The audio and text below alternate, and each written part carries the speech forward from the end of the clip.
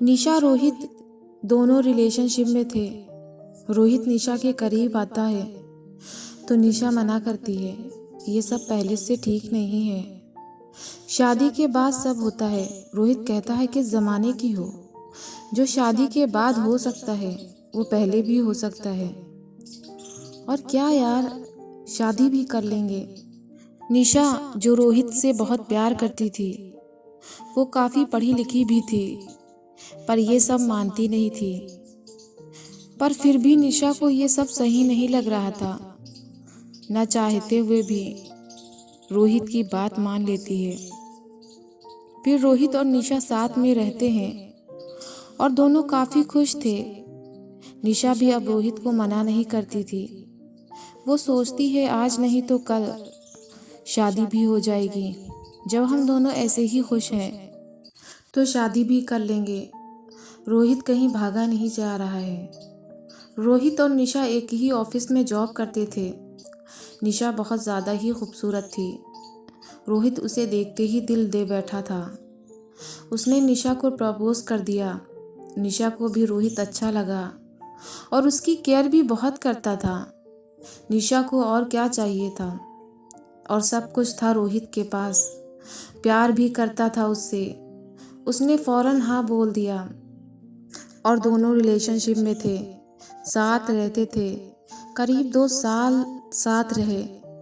निशा पहले शादी ज़रूर करती थी, पर फिर उसने कहना छोड़ दिया। वो दोनों ऐसे ही खुश थे। निशा ने सोचा शादी भी हो जाएगी। रोहित मुझसे इतना प्यार करता है, वो कहाँ जाएगा। लेकिन ये निशा की सबसे बड़ी गलतफहमी थी और सबसे बड़ी गलती भी निशा की। रोहित को जब सब कुछ मिल रहा था, वो क्यों शादी के लिए कहता। ऐसी ही दोनों की जिंदगी चल रही थी। निशा और रोहित के ऑफिस में एक नई लड़की आई। निशा से भी ज़्यादा खूबसूरत थी और बातें भी ज़्यादा ही अच्छी करती थी। उसकी और रोहित की दोस्ती हो गई। उसके पास रहने को घर नहीं था। रोहित ने निशा से कहा कि अनु के पास रहने की कोई जगह नहीं है, क्या थोड़े दिन हमारे साथ रह सकती है। निशा बिना सोचे समझे वो कहने लगी हाँ क्यों नहीं। उसने इजाज़त दे दी और ये निशा की सबसे बड़ी गलती थी। उसने सोचा ही नहीं घर में रखना सही है या गलत। रोहित और निशा के घर पर वो रहने के लिए आ गई। रोहित उससे बहुत बात करता है। अनु में कुछ ख़ास था। उसकी बात करने का अंदाज़ वो बहुत अच्छा था। रोहित को वो बहुत अच्छी लगती थी। वो खूबसूरती में भी बला की खूबसूरत थी। रोहित का साथ उसके साथ काफ़ी वक्त तक रहता था। वो ऑफिस में अनु के साथ रहता, घर पर भी, और कहीं ना कहीं उसे पसंद करने लगा था। निशा को कुछ एहसास होने लगा कि रोहित उसे ज़्यादा तवज्जो नहीं देता।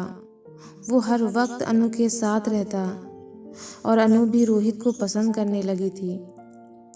निशा को कुछ ठीक नहीं लगा। उसने सोचा कहीं रोहित उसके हाथ से निकल ना जाए, वो शादी कर ले। फिर निशा और रोहित का रिश्ता भी बहुत आगे बढ़ चुका था, बस दोनों ने शादी नहीं की थी। निशा की माँ की अचानक से तबीयत खराब हो जाती है। उसे जाना पड़ता है। निशा अपनी माँ से रोहित और अपने रिश्ते के बारे में सब बता देती है। उसकी माँ बहुत गुस्सा होती है। तुमने इतनी बड़ी गलती क्यों की? तुम इतनी पढ़ी लिखी होकर ये गलती कैसे कर सकती हो? तुमको नहीं पता, मर्द की ख्वाहिश पूरी हो जाती तो वो भूल जाता है, फिर उसकी ज़रूरत पूरी हो चुकी है। तुम जल्दी यहाँ से जाकर शादी कर लो। निशा को रोहित और अनु पर शक था। वो नहीं चाहती थी रोहित और अनु करीब आए। माँ की बात सुनकर वो और परेशान हो जाती है। फिर सोचती है यहाँ से जाकर रोहित से बात करेगी शादी की और उससे शादी करेगी। जब वो घर पहुँचती है तो वहाँ का नज़ारा देखकर शॉक्ड हो जाती है। उसके होश उड़ जाते हैं। अनु के गले में मंगलसूत्र, मांग में सिंदूर। वो पूछती है ये क्या है? वो खुशी खुशी बताती, हमने शादी कर ली। निशा बौखला जाती है और पूछती है, हमने कौन? तुमने किससे शादी कर ली? और जब शादी कर ली तो तुम मेरे घर में क्या कर रही हो? अपने पति के पास क्यों नहीं हो? यहाँ क्या कर रही हो मेरे घर में? अनु कहती है, ये मेरा घर है, अब तुम्हारा नहीं, और मेरे पति का घर। रोहित और हमने शादी कर ली है। हम दोनों एक दूसरे से प्यार करते हैं।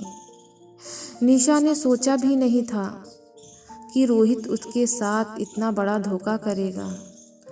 उसने अपना सब कुछ उसे सौंप दिया और रोहित ने कहा था उससे शादी करेगा। अब क्या होगा? बर्बाद हो गई मैं। उसने खुद को तबाह कर लिया।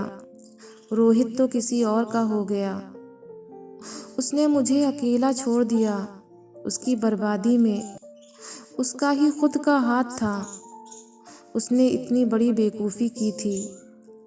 क्यों किसी के प्यार में पागल हो गई?